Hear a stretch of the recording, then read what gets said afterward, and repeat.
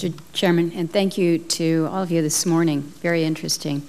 I wanted to ask a couple questions here about HAARP, the High Frequency Active Auroral Research Program. Several of you at the table have a little bit of a piece here. As you know, this is located up in Alaska. It's currently funded by the Air Force Research Lab. It was formerly funded by the Office of Naval Research. One of the prime customers is DARPA, which is currently running experiments at the facilities here. So questions to several of you this morning. I'm told by the president of the University of Alaska that the Air Force has pulled its support for the facility and they're taking steps to demolish it or take it down this summer. He's making the argument that there is other opportunities for us and is trying to find a path where the university might be able to take title to the facility.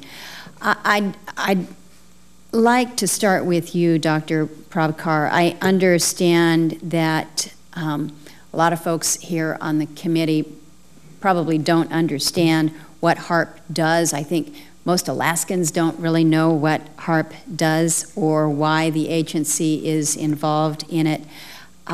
So a very brief explanation and then a more direct question. Would you be disappointed or would you lose something if HAARP were to go away? Senator Murkowski, as I think you know, one of our programs has been using the HAARP facility for the research that it's pursuing. And my understanding is that we did get value out of that interaction. The P in DARPA is projects, and we're not in the business of doing the same thing forever. And so very naturally, as we conclude that work, we're going to move on to other topics. So it's not an ongoing need for DARPA, despite the fact that we had actually gotten some good value out of that infrastructure in the past. Understood.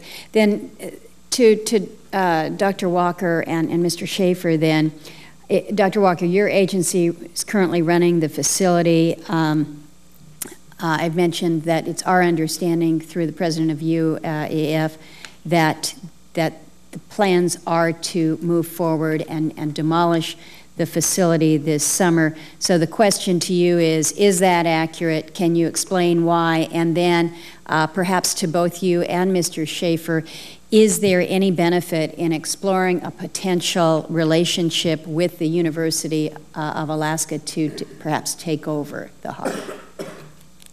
Yeah, thank you, Senator.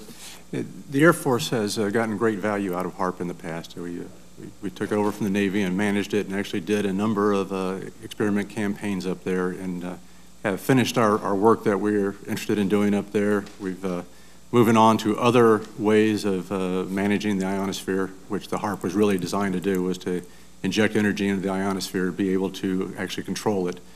And but that work has been completed. The Air Force has maintained the site for other government agencies to use for several years now. And with DARPA completing their project, that's our last government customer that we have in the site. We have put out a call government-wide for other agencies that had interest in managing the site or taking it over, and including going out to academia and seeing if there was any interest there. We have gotten interest from the university in Fairbanks. However, the interest we have is that they will run it if we fund it, which is unfortunately in this fiscal environment we're in right now, this is not an area that we have any need for in the future and don't see that it would be good use of Air Force S&T funds in the future. So our position has been that if there's not somebody who wants to take over the management and the funding of the site, then the Air Force has no future need, and that we do plan to do a dismantle of the system in the future after we make appropriate notifications. When you say in the future, do you anticipate that it would be this summer then, or would there perhaps be more time for the university to try to figure something out? We would prefer to start this summer. We would like to get the critical equipment out of the site before the winter. The harsh winter in Alaska does lead to a very costly winterization to maintain the site, and we'd like to avoid that if we can. Okay. Mr. Schaefer, if you have any comments on that? Yes, ma'am.